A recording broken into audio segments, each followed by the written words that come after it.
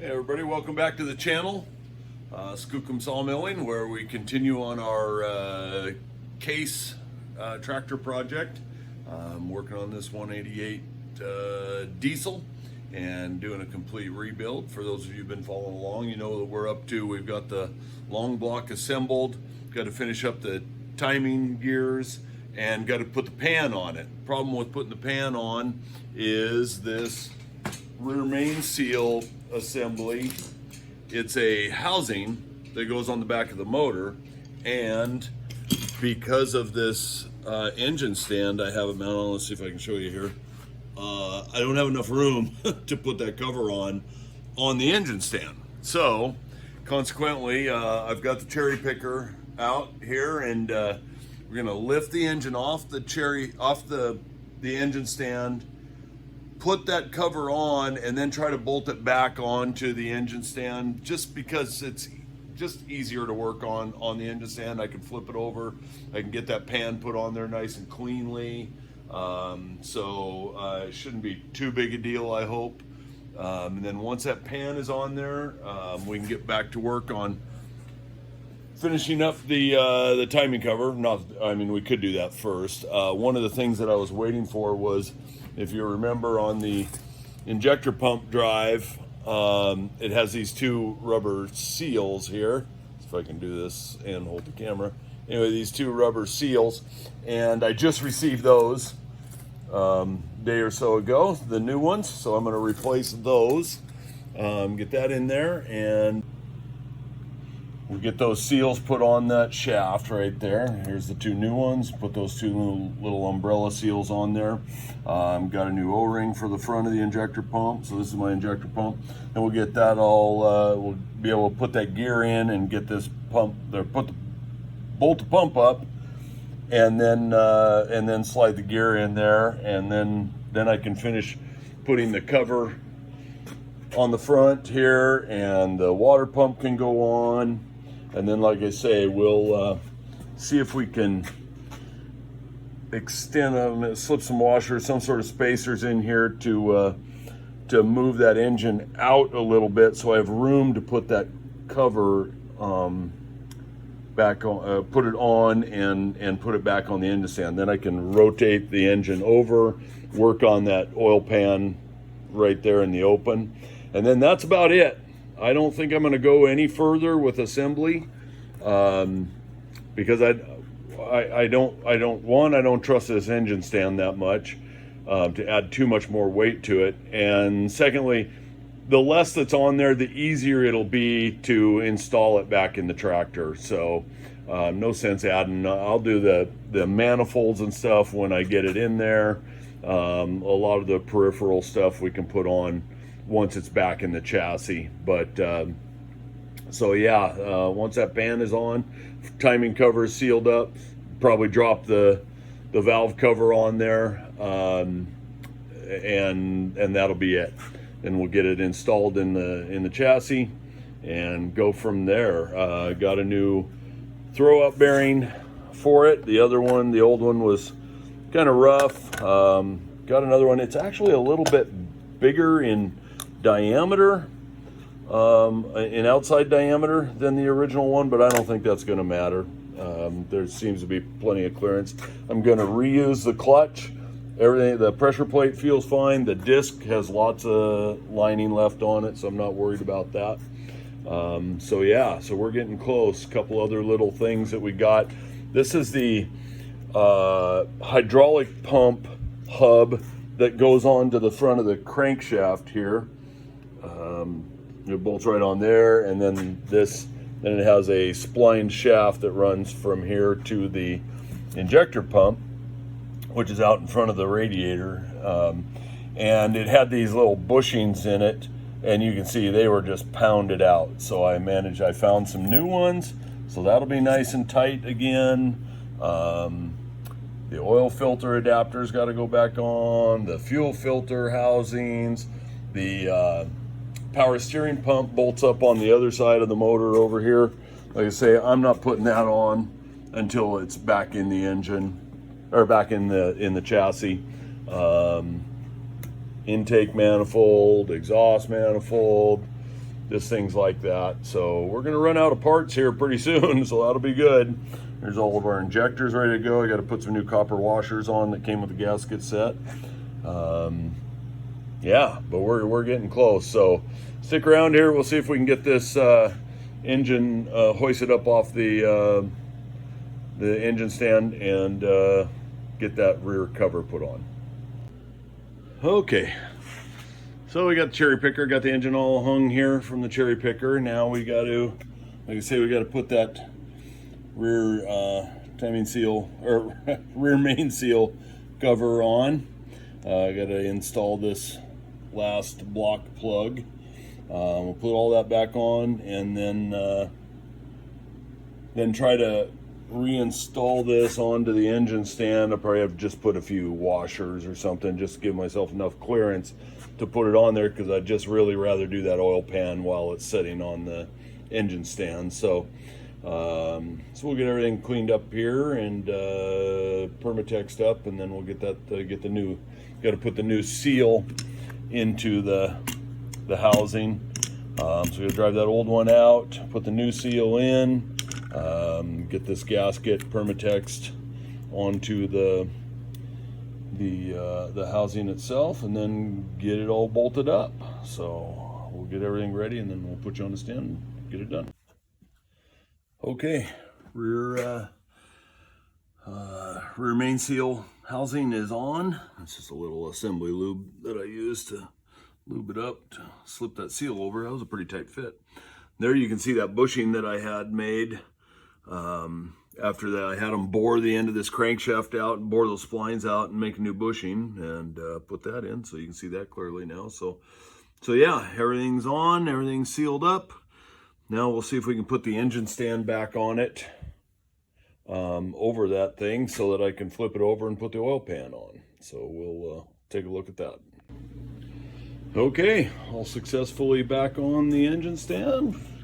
That cover on there, clearance. I just couldn't reach my hands down in there and install that thing, so it's kind of a hassle, but anyway, we got it. So now we'll flip the engine over and start thinking about, actually no, now I think we'll do the injection pump.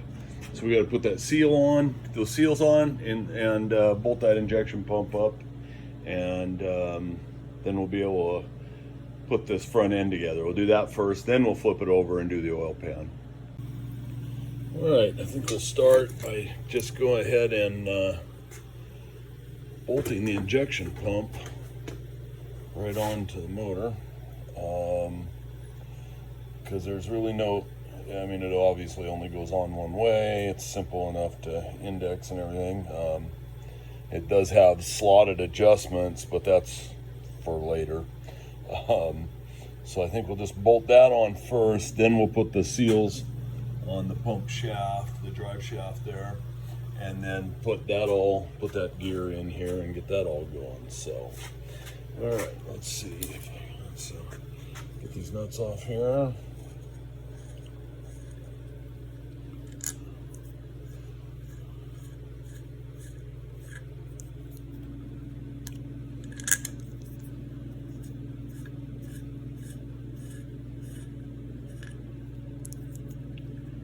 Washers all have a flat side on them, I guess, to clear the collar on the injection pump. So get one ready, and here we go.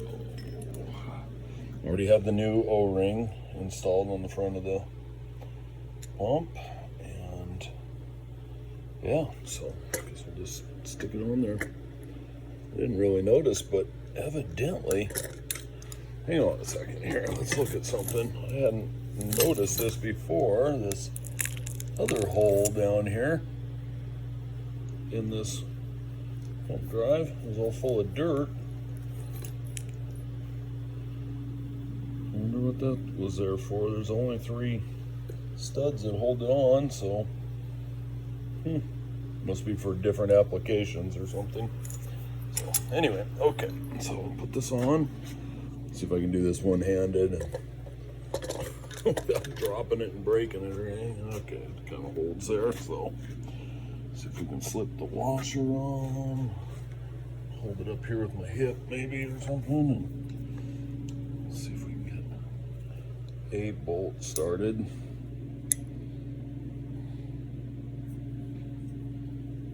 Or a nut started, I should say.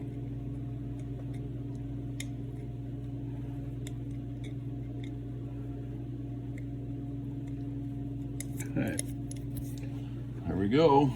Okay, just get that locked up in there. So that, gosh, I'm sorry about this terrible camera work again. Okay, there it goes. Hold this, run that one up. Get another one on here.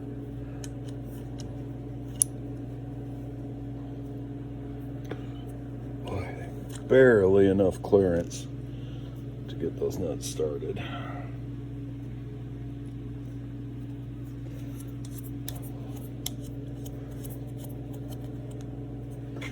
And this back one, this one's really the one that's a pain. I remember this.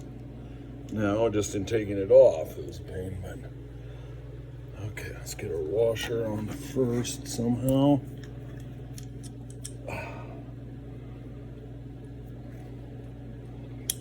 Orient the washer just right so the flat spot goes up against the body of the pump so it'll sit down flat. Alright. There we go. Okay, so the washer's on there, and now I'll try to reach down there and get that nut on there. So I'll give you a break of watching the backside of my hand there. Now you can see the hole is filled up anyway, so that's good. We're getting there.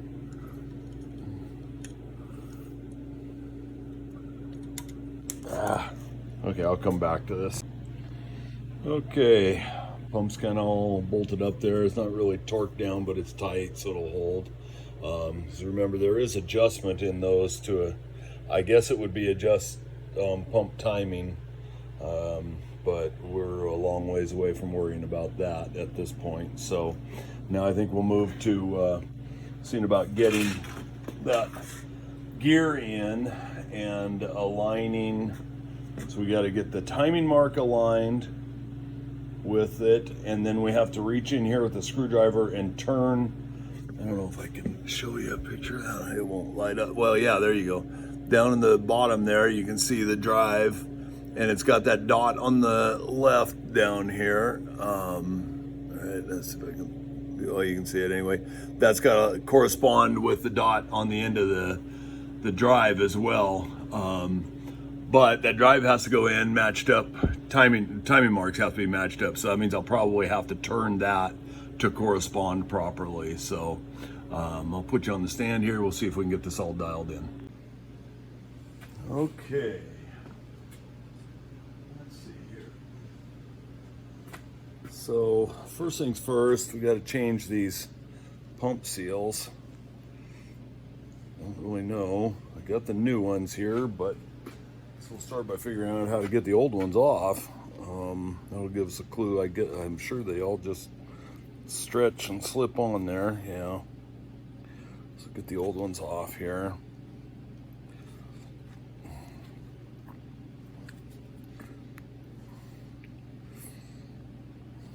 Get a pick and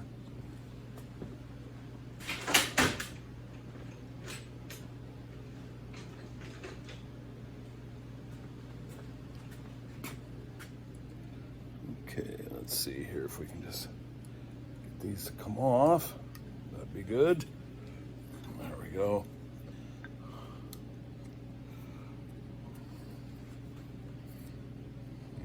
Okay.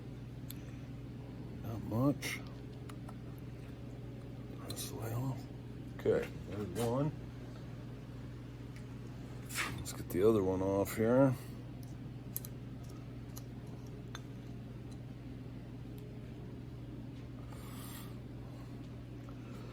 I imagine eventually I'll rebuild this injection pump, but I don't really have any reason to right now. I think it was working fine, so it didn't give me any indication of any trouble. So I think it'll be okay for now. I'm gonna run it the way it is, get the engine all fired up and running, and then decide if I need to go further with that thing. So let's see, a little bit of carbon buildup in there. We better clean that out a little bit.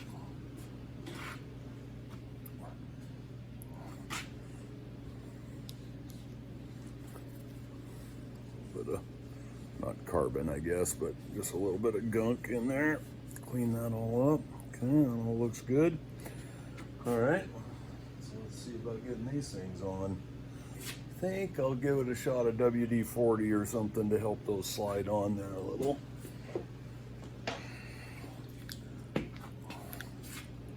So we'll just lube all this up, lube the seal up, WD-40.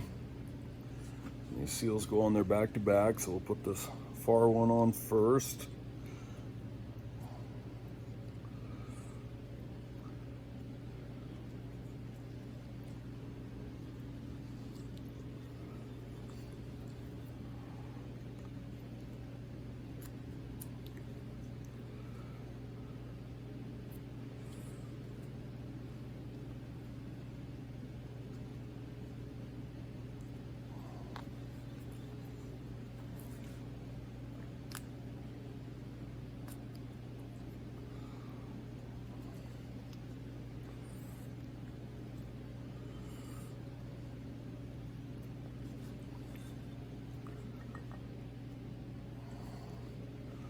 Almost there.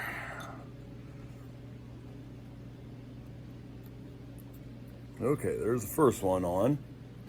That's fine. Let's get the next one on.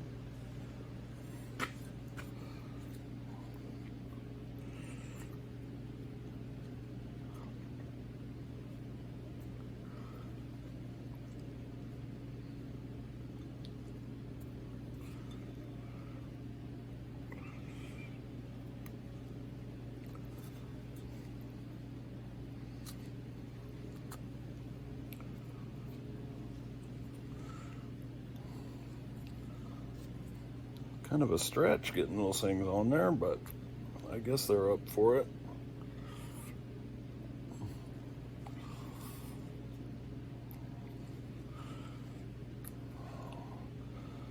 Don't want to deform them or anything.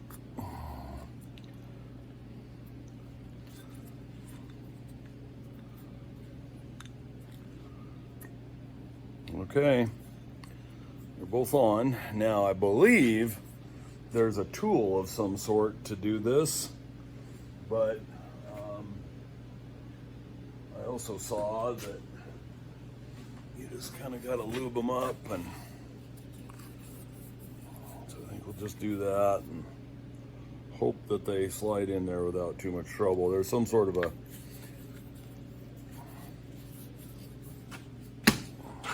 some sort of a tool that you slip over it somehow or something like that to get them to go in there. But first thing we got to do now is to get this gear aligned. So here's our timing mark right here. We've got to line that up with the pointer. So if I did that,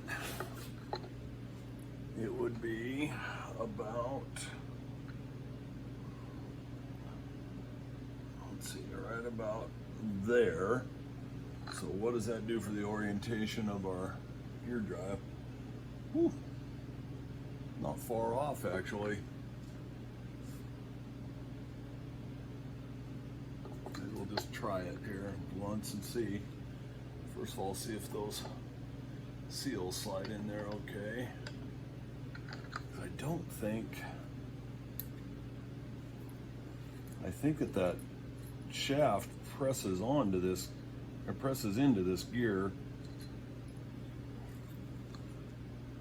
Yeah, and I'm not going to bother taking it apart. So we're just going to have to figure out how to get that in there without. So, all right, once again, our mark is right there. Figure out how to get those seals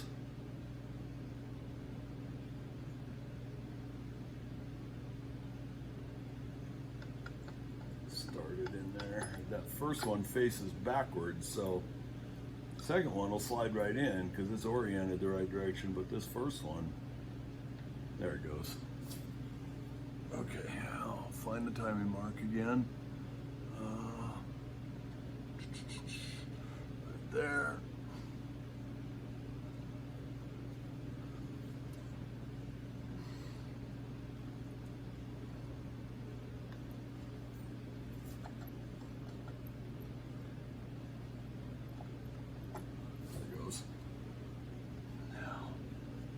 One tooth off.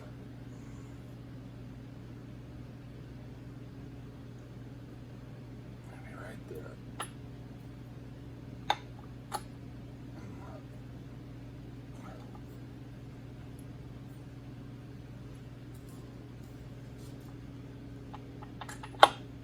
Boom. Oh, what do you know? It all lined up perfect. Everything's engaged.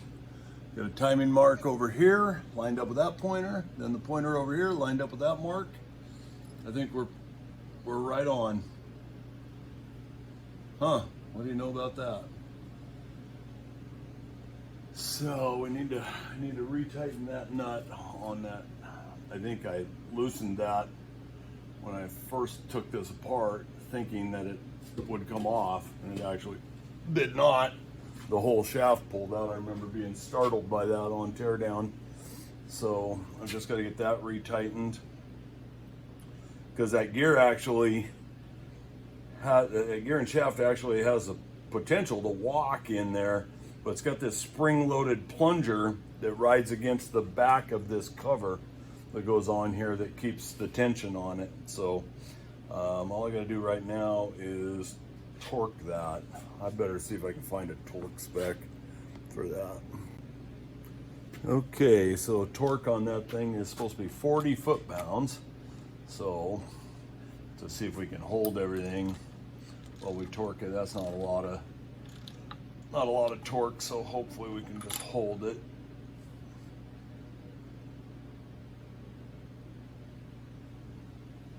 There we go. 40 pounds. How are we doing for alignment here? Let's get everything lined back up.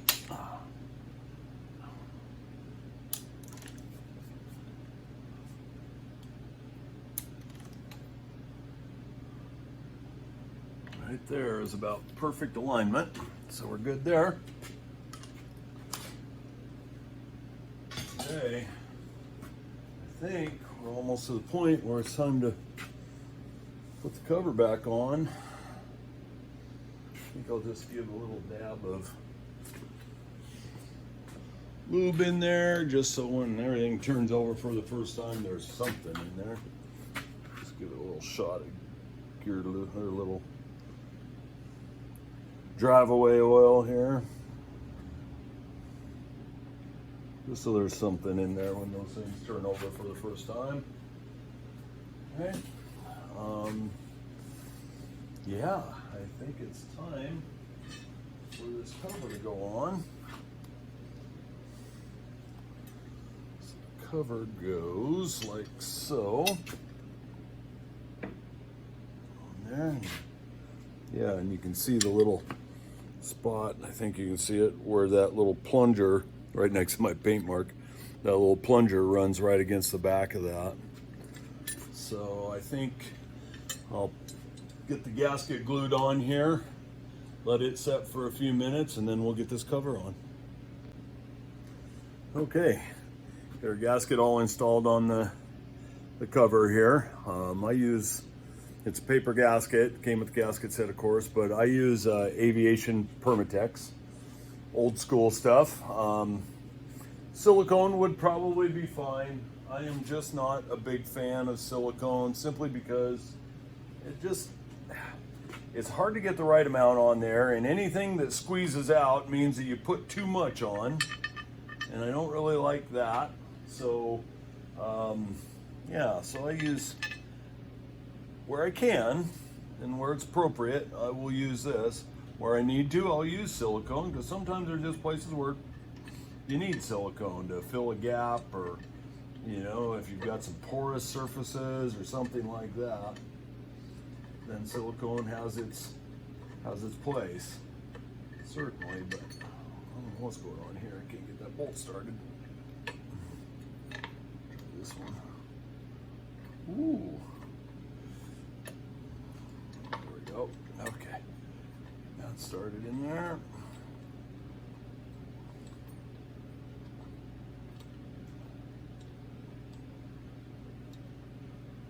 Okay. There we go. A couple of them started here to hold things up. Alright, you got one long bolt, goes down in this hole. All the others are the same. Get that one in there. Let's get all of these in here.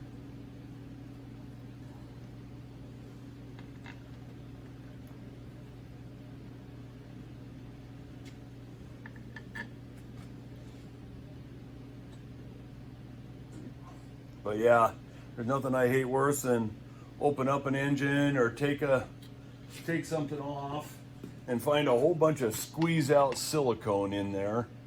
I mean, if it squeezed out, it just didn't belong there, or there was far too much of it applied.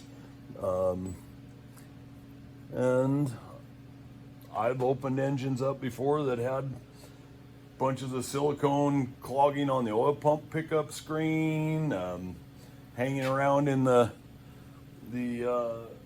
rocker valleys and things like that, and just don't like that. So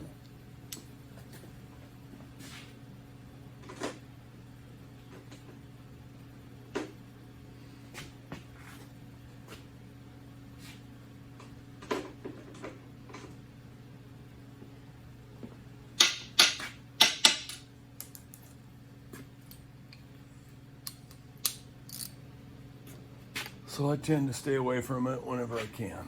Anyway, enough of that. So, get this all tightened up on here.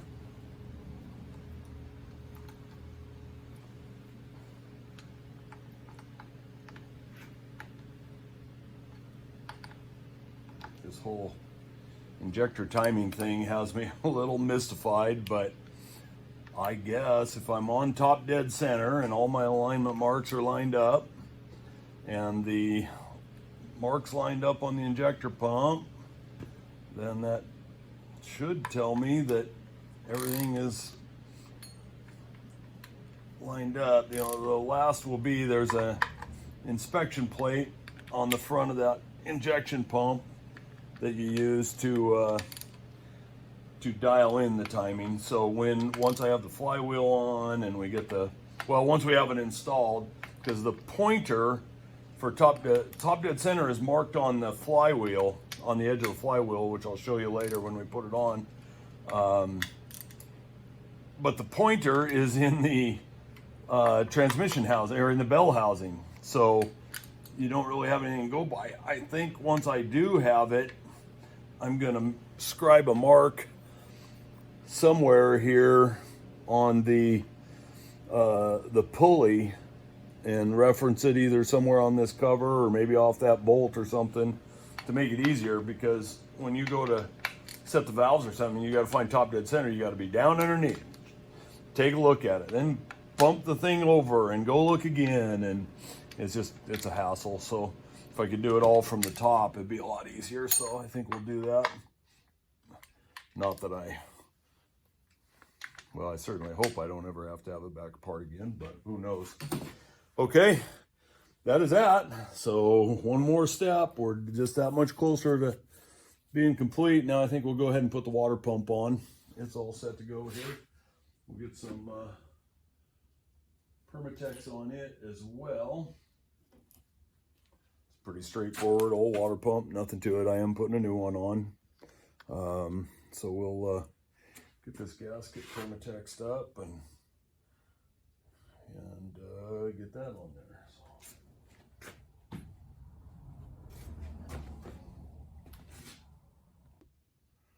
Okay, water pump gaskets Permatext on, and let's see. So I guess this goes on here just like so. I'm not sure why it has the extra hole in it. Once again, must be for a different application or something. Gasket was punched that way. The old water pump that came off had that as well. Don't really know why. Because I don't think there's any, well, you can't put it on this motor using that other hole, so I don't know what the deal is there. But anyway.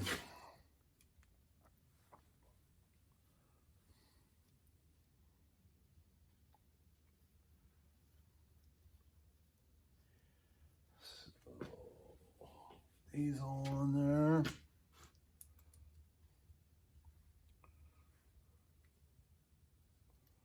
Got new star washers under there. Not really sure why it had star washers. Maybe clearance. Make sure it'll clear the pulley. Maybe with a thick lock washer on there it wouldn't. I don't know.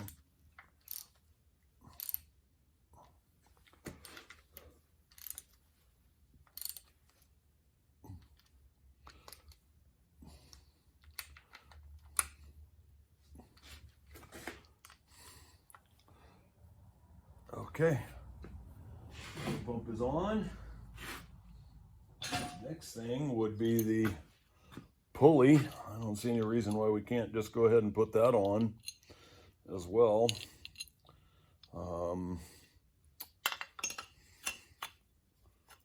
The belt, this has somebody replaced the generator that originally came on this motor with an alternator, which is a pretty common thing. The only thing about that, the old generator was what ran the tach in the original dash, and so without that, you have no tachometer. Not that a person really needs one, but yeah. So, but this had been converted to an alternator, just a plain old Delco alternator, and it sticks out over here. So once we have everything in frame and I'll put that on, I got to measure for a new belt.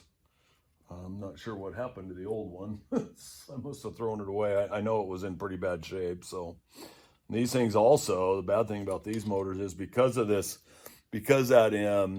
hydraulic pump drive comes off that front crankshaft, you can't put a new belt on these without pulling the hydraulic pump out. So that's kind of a hassle. But, you know, some guys go so far as to slip another belt, a spare belt back here, wad it all up and tie it off so it's on there. If you ever break one, all you have to do is cut the tie straps or however you have it on there and put it on. But there also are the link belts that you can put on, at least as a temporary fix. I'll probably get one of those that's approximately the right length and just throw that in the toolbox of the tractor, and because you don't even need any tools with those, they just slip together link by link. And so I'll just get one the right size and throw it in the toolbox and have it there in case I ever throw a belt. Get a stick up in there or something like that. Who knows? Let's see. Oh, well, actually, the fan would need to go on, but we'll leave the pulley on. I forgot about that. So, but we'll leave the pulley on there. So, there we go. Water pump's on. Front of this motor is sealed up. You got to put a thermostat in it. We'll wait to do that once it's in frame as well. I think the book calls for a 180. This actually had a 160 in it, but I think I'll put a new 180 in it. And yeah, I think that's it for the front of this. Now I think we're good to be able to roll this motor over and start working on that oil pan. So we'll be back to you when we get her flipped over here. Okay, so it's a little bit odd because in the book, parts book, it shows this gasket with these flanges on it to be used with the cast iron pan. Well, our pan is definitely not cast iron. It is stamped steel, but yet it seems to be the right gasket. So that's what we're going to go with. Unfortunately, I do not remember, and I guess I could go back maybe and look at some old videos. I don't remember if the old one extended out like this. I'm sure it did, and I've thrown those gaskets away. So, but I'm sure it did, and I don't see any harm one way or the other. So, so the pan, I just kind of cleaned it all up. It's all set to go. It had ant-hilled some of these bolt holes, so I kind of pounded them back flat a little bit. These wings, there's nothing out there to retain these things. It's for some other application, something about maybe if this thing had a torque converter, which it does not. This is just a standard dry clutch. So I kind of tweaked them a little bit, bent them down like this, so that when we bolt this down and suck it up, it'll apply some pressure out there and hold that. But I don't think it's critical one way or the other, frankly. And in a previous video, if you recall, I was dry fitting the pan, and these two dowels, what I thought were dowels, I kept wondering because they were hitting the or just barely clearing the top of the rear main bearing cap. Well, it turns out I hadn't looked that close, but they're actually threaded, and I forgot there's this little steel bar, and it's just a reinforcement bar for this span of this pan. So those things are actually threaded.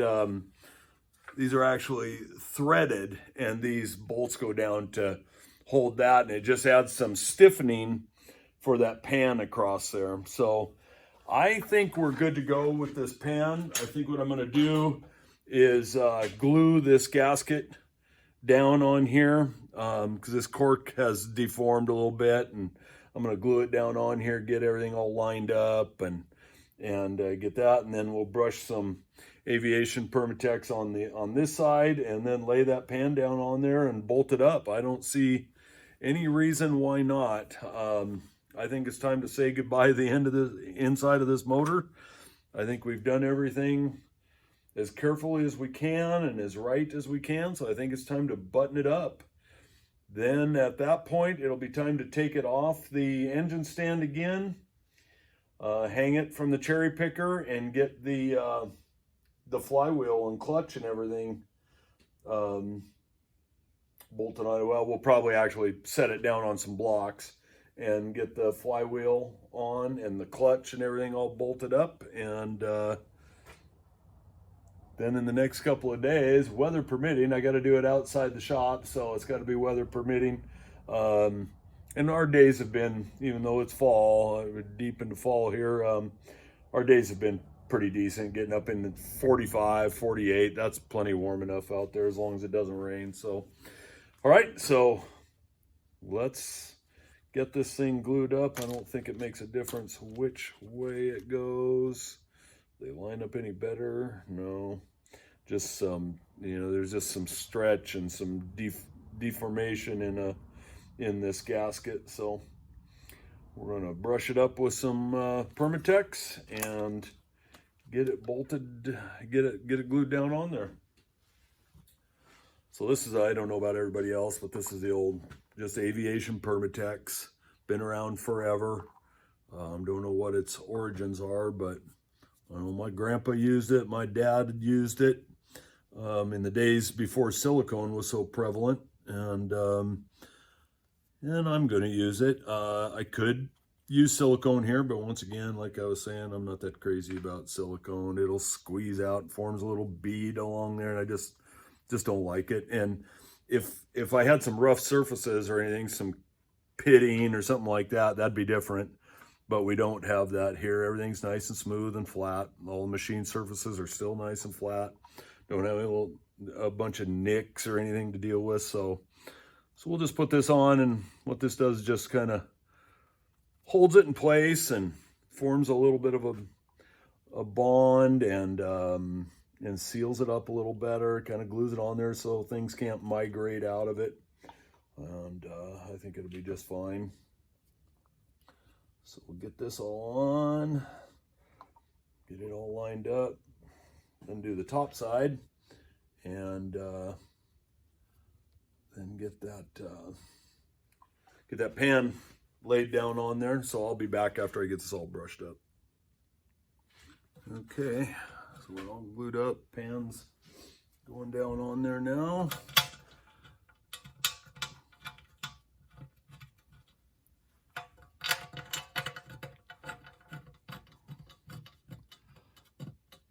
But I'll tell you, taking the time to run a tap down all bolt holes is just, it's just time well spent.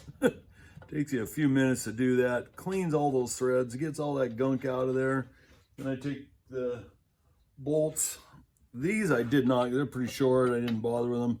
But most of the bolts I take over to the wire brush on my bench grinder and clean those threads all up. And if there's any questionable looking threads, I'll chuck them up in the vise and run a die down them. It's just time well spent to get things to go together well, and you can get things all the way in finger tight for the most part. Just all the better. So I encourage everybody to do that. Replace any lock washers that have collapsed with new ones. Now, some guys will just automatically always put new lock washers on.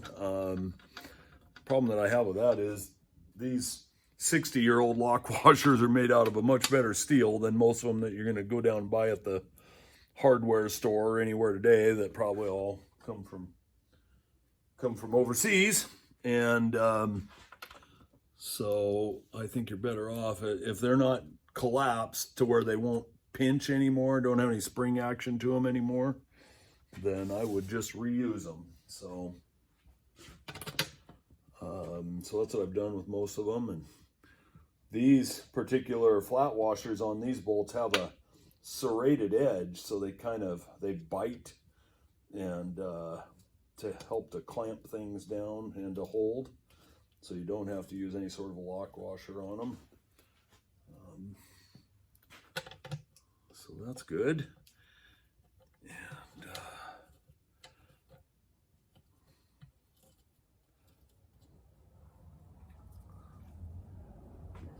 okay.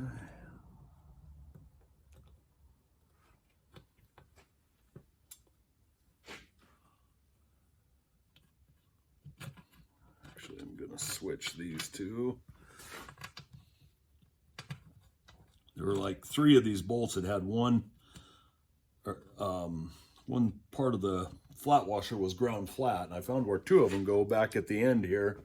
But if there's a 3rd one, it looks like it was right up on this corner, because you can't quite get the whole flat washer in that one. It interferes with the stamping of the pan. So all right, so they're all in. So we'll just go around and buzz these up a little bit, just finger tight, so to speak. They are finger tight. Now we'll just cinch them down a little bit.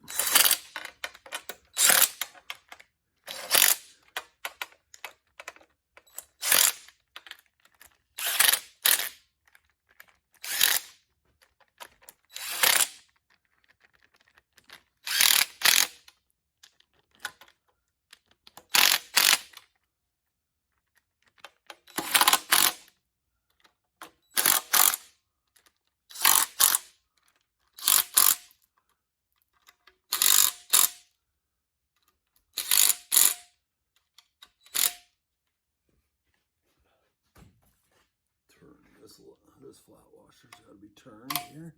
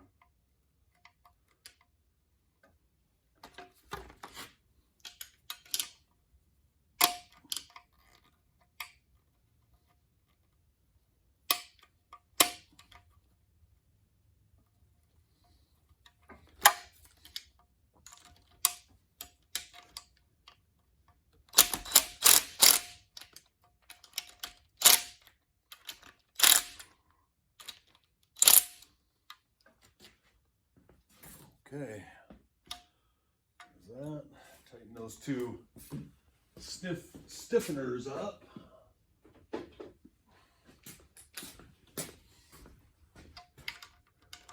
Oops.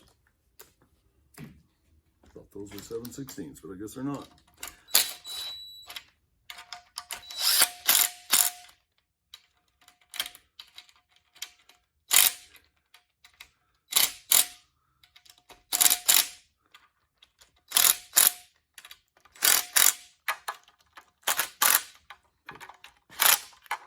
Cork gasket, you got to be careful not to over torque them.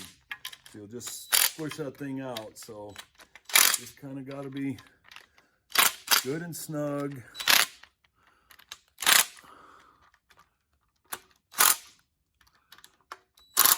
And then just let the Permatex do its job from there. Okay. And that is that. Let's tighten up that plug while I'm thinking about it, so that I don't forget it later. So I already have a new copper washer on there, and that is all she wrote for the inside of that motor. It's sealed up now except for the manifolds and such, so that's pretty good. All right. Well, we'll try to get it turned back around now, or right side up, so that I can get the chain back on it, lift it off there, see if I can arrange some sort of blocks to set it down into to put that flywheel and clutch assembly on. And I think in the next day or so we're gonna try to get this thing poked back in that chassis. Man, all right, that'd be good. We might get this job done yet. So, okay, I'll be back to you. All right, it's down on the blocks.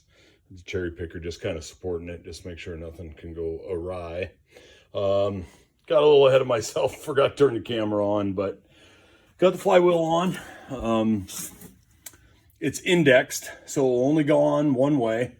In order to make the timing marks line up on the other side. And so all I did was screw the studs into the crankshaft, hold that flywheel up there, which is heavier than heck, and try it about 3 different times before I hit the bolt pattern is just like a 1/16, maybe an 1/8 of an inch off from being concentric.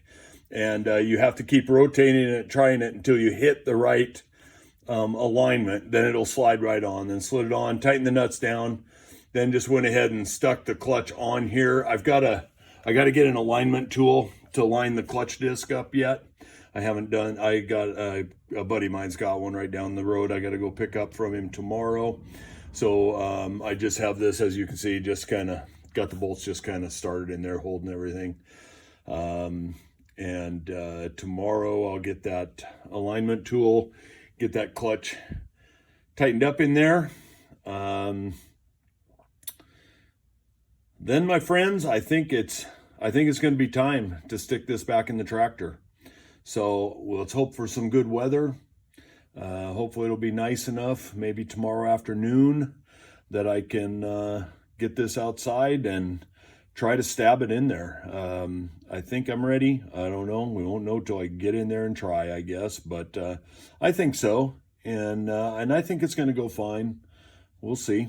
Yeah, so we'll see. So we've got pretty much a complete assembly here, short of intake and exhaust manifolds and valve cover.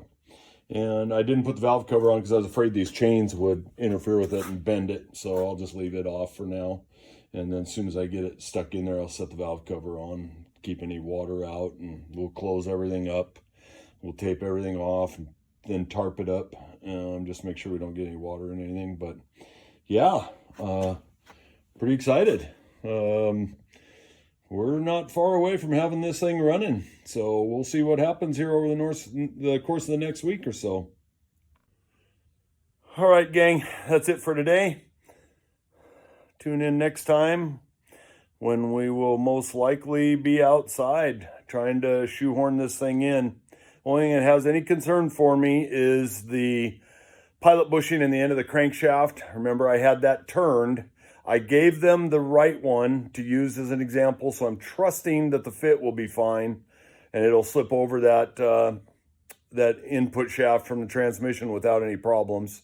If not, we'll just have to get it out and ream it. We'll have to pull it back out and pull the clutch off and ream it a little bit. But I think it'll go. I remember checking it to make sure, or checking the bushing that they used as a guide, and it fit fine. So as long as they turned this one to the same dimensions, we should be fine. And we'll get this thing stabbed in there and get it all supported and go from there. So thanks very much for tuning in. Once again, this is Skookum Sawmilling.